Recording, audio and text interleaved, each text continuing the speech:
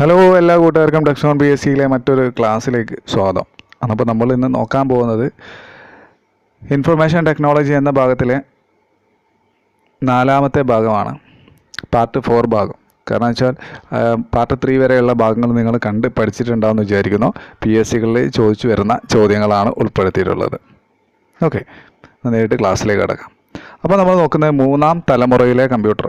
നിങ്ങൾ ഈ പിക്ചറിൽ കാണുമ്പോൾ തന്നെയാണ് 3ാം തലമുറയിൽ എന്തിനെ ആണ് പ്രാധാന്യം ഉണ്ടായിരുന്നതെന്ന് നമുക്ക് ഈ ചിത്രത്തിൽ നോക്കിയാൽ നമുക്ക് മനസ്സിലാവും. അതപ്പോൾ IC chip, integrated circuit chip, IC ചിപ്പാണ് 3ാം തലമുറയിലെ പ്രധാനപ്പെട്ട കാര്യങ്ങൾ. അതാണ് പി എസ് സികളിൽ നിങ്ങൾ ചോദിക്കുന്ന ചോദ്യങ്ങളിൽ നിങ്ങൾക്കുണ്ടാവുക, എന്താണ് 3ാം തലമുറയിൽ ഉപയോഗിച്ചു വരുന്നത് എന്നപ്പം നിങ്ങൾക്ക് എന്താണ് ഇൻ്റഗ്രേറ്റഡ് സർക്യൂട്ട് ചിപ്പ് അഥവാ IC ചിപ്പ്. നിങ്ങൾ ഈ പിക്ചറിൽ കാണുന്നത് പോലെയുള്ളതാണ് ഒരു IC ചിപ്പ് ഉണ്ടാവുക.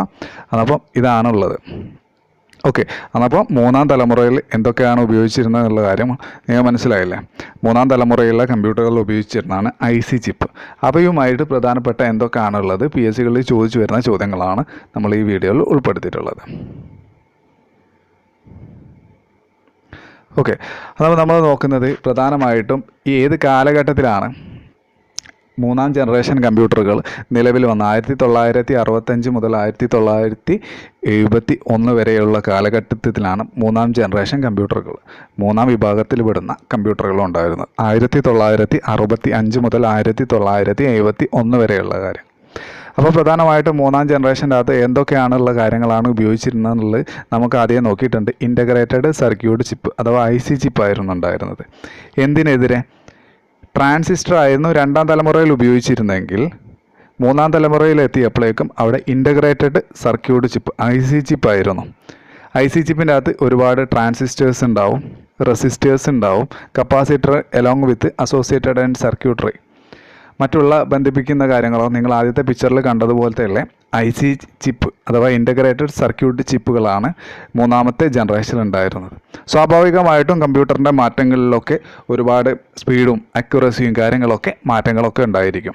ഓക്കെ, അപ്പോൾ നിങ്ങൾ പ്രധാനമായിട്ട് 3rd ജനറേഷൻ ഏത് മുതൽ 1965 മുതൽ 1971 വരെ IC ചിപ്പായിരുന്നു യൂസ് ചെയ്തിരുന്നത്. ഓക്കെ, അതാണ് നമ്മൾ പി എസ് സികളിൽ ചോദിച്ചിരിക്കുന്നത് IC ചിപ്പ് ആരാണ് കണ്ടുപിടിച്ചത്?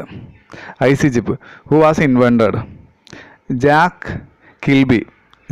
കിൽബിയാണ് എന്ത് ഉപയോഗിച്ചിരുന്നത്? IC ചിപ്പ് എന്നുള്ള കാര്യം കണ്ടുപിടിച്ചത് ആരാണ്? Jack Kilby. ഇദ്ദേഹമാണ് ഈ ഫോട്ടോയിൽ നിങ്ങൾ കാണുന്ന ആളാണ് ജാക്ക് കിൽബി എന്ന് പറയുന്ന ആൾ. ഓക്കെ, അതപ്പോൾ ജാക്ക് കിൽബി എന്നുള്ള ആളാണ് 3ാമത്തെ ജനറേഷൻ്റെ അകത്തുള്ള IT വിഭാഗത്തിലെ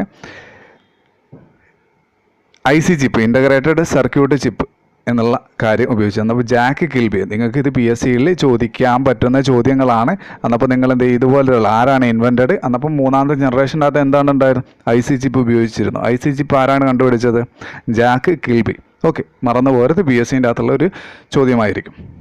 ഓക്കെ, അടുത്തതായിട്ടുള്ളത് നമ്മൾ നോക്കുന്നത് പ്രധാനമായിട്ടും ഞാൻ പറഞ്ഞു ഹൈ ലെവൽ ലാംഗ്വേജുകളൊക്കെയാണ് ഉപയോഗിച്ചത്. കാരണം വെച്ചാൽ മാറ്റങ്ങളുണ്ടായിരിക്കും. ആദ്യത്തെ ഒരു വലിയൊരു റൂമിൻ്റെ അകത്തുള്ള കമ്പ്യൂട്ടറിൻ്റെ അതിൽ നിന്ന് ആണ് യൂസ് ചെയ്തിരുന്നത്.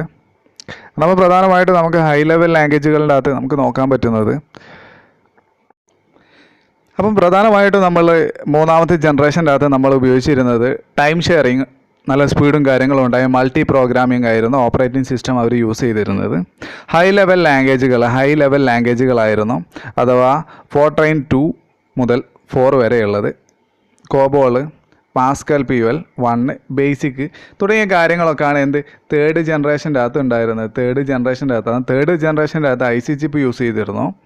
പിന്നെ അത് കണ്ടുപിടിച്ചത് ആരാണെന്നുള്ള കാര്യങ്ങളൊക്കെ നോക്ക്. ഇതാണ് 3rd ജനറേഷൻ കമ്പ്യൂട്ടറുമായിട്ട് ബന്ധപ്പെട്ടുള്ളത്. ഓക്കെ, 3rd ജനറേഷൻ്റെ അകത്ത്. എന്നാൽ 3rd ജനറേഷൻ കമ്പ്യൂട്ടർ എന്ന് പറഞ്ഞു കഴിഞ്ഞാൽ നിങ്ങൾ ഈ പിക്ചറിൽ കാണുന്നത് പോലെയുള്ള കമ്പ്യൂട്ടറുകളാണ് ഉണ്ടാവുക. കാരണം വെച്ചാൽ ആദ്യമുണ്ടായിരുന്ന ഫസ്റ്റ് ജനറേഷൻ കമ്പ്യൂട്ടറിൻ്റെ അകത്തുള്ള വളരെ വലുപ്പം കുറഞ്ഞതും ഇതുമായിട്ട് ബന്ധപ്പെട്ട് നിങ്ങൾ ഈ പിക്ചറിൽ കാണുന്നത് പോലെയുള്ളതാണ് 3rd ജനറേഷൻ കമ്പ്യൂട്ടർ. കാരണം എന്താ വെച്ചാൽ ഓൾറെഡി സൈസും കാര്യങ്ങളൊക്കെ കുറഞ്ഞു, അതിൻ്റെ അകത്തുള്ള അക്യുറസിയും കാര്യങ്ങളൊക്കെ ലെവലായി. കാരണം വെച്ചാൽ സ്പീഡ് കമ്പാരേറ്റീവ്ലി കൂടായിട്ടുണ്ട്. കാരണം വെച്ചാൽ അതുപോലത്തെയുള്ള കാര്യങ്ങളൊക്കെയാണ് 3rd ജനറേഷൻ കമ്പ്യൂട്ടറിൽ ഉണ്ടായിരുന്നത്. ഓക്കെ, എന്നാൽ പ്രധാനമായിട്ടും 3rd ജനറേഷൻ യൂസ് ചെയ്തിരുന്ന ഏതൊക്കെയാണെന്ന് വെച്ചാൽ IBM 360 സീരീസിലും ഹണിവെൽ 6000 സീരീസ്, പിന്നെ പ്രധാന personal data processor IBM 370 168 TDC 316, ഇതൊക്കെ ആയിരുന്നു പ്രധാനപ്പെട്ട കമ്പ്യൂട്ടേഴ്സ് ഉണ്ടായിരുന്നത്. ഇതൊന്നും നിങ്ങൾക്ക് ചോദ്യങ്ങളൊന്നും ഉണ്ടായിരിക്കില്ല. ഇതിൽ പ്രധാനമായിട്ടും എങ്ങനെയാണ് ചോദ്യങ്ങൾ ഉണ്ടാവുക, തേർഡ് ജനറേഷൻ്റെ അകത്ത് എന്ത് തരത്തിലുള്ള ടെക്നോളജിയാണ് യൂസ് ചെയ്ത് ഇൻ്റഗ്രേറ്റഡ് സർക്യൂട്ട് അത് ആര് കണ്ടുപിടിച്ചു.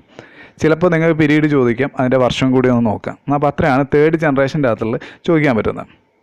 ഓക്കെ, പ്രധാനമായിട്ടും നമ്മൾ ഈ IC ചിപ്പ്, നമ്മൾ ഈ പിക്ചറിൽ കാണുന്നത് പോലുള്ള IC ചിപ്പുകളിൽ എങ്ങനെയാണ് ഉപയോഗിച്ചിരുന്നത് അല്ലെങ്കിൽ നിർമ്മിച്ചത് എങ്ങനെയാണ്, ഈ അർദ്ധചാലകങ്ങൾ എങ്ങനെയാണ് നിർമ്മിച്ചിരുന്നത്. അന്നപ്പോൾ നമ്മളെന്താണ് സിലിക്കൺ, ജെർമേനിയം തുടങ്ങിയ അർദ്ധചാലകങ്ങൾ ഉപയോഗിച്ചിട്ടാണ് എന്ത്. അപ്പോൾ ഇത് രണ്ടെണ്ണം നിങ്ങൾ നോക്കുക. കാരണം സിലിക്കണും ജെർമേനിയം ഉപയോഗിച്ചിട്ടാണ് നമ്മൾ ഈ പിക്ചറിൽ കാണുന്ന IC ചിപ്പ് ഉണ്ടാക്കിയിരുന്നത്.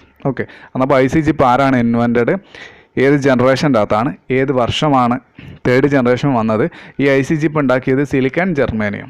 ഓക്കെ, ഇത്ര കാര്യങ്ങൾ നിങ്ങൾ ക്ലിയർ ആണെന്ന് വിചാരിക്കുന്നു.